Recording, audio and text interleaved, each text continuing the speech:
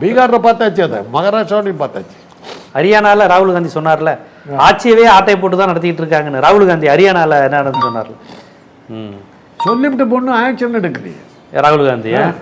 ராகுல் காந்தி மேலே நமக்கு வர்ற கோவம் அதுதானே. இந்தியா முழுக்க கேண்டிடேட் வேட்பாளர்களை போடக்கூடிய சக்தி உள்ள அகில இந்திய கட்சின்னு ஒன்று எடுத்தீங்கன்னா அது காங்கிரஸ் தான் இன்னைக்கும். காஷ்மீர்லேருந்து கன்னியாகுமரி வரலாம் அவங்களுக்கு இருக்காங்க. பாஜகவுக்கு ஆள் கிடையாது. இந்திய மலைக்கு கீழே பாஜக கிடையாது. ஹிந்தி பேசுகிற மாநிலங்களில் மட்டும்தான் பாஜக இருக்குது.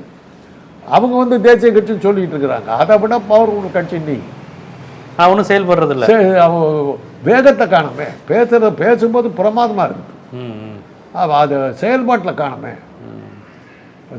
தேர்தல் ஆணையம் தப்பு பண்ணிடுது, அயோக்கியத்தனம் பண்ணிடுறதுங்கிறத ப்ரூவ் பண்ணுறாரு, ஆதாரபூர்வமாக காட்டுறாரு.